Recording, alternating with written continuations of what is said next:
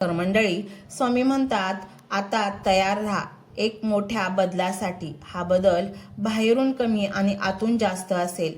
तुम्ही आता सामान्य माणूस राहिला नाही, तुम्ही आता स्वामीमय झाला आहात. आणि स्वामीमय झालेला माणूस कधीच हरत नाही.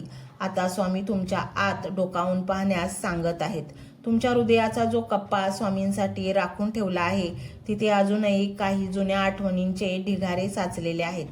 का हा कचरा म्हणजे जुन्या आठवणींचा त्रास, कुणीतरी केलेला अपमान, मनात भरून ठेवलेला राग आणि माझं काय चुकलं याची खंत. स्वामी म्हणतात बाळा, जिथे कचरा असतो तिथे मी बसत नाही.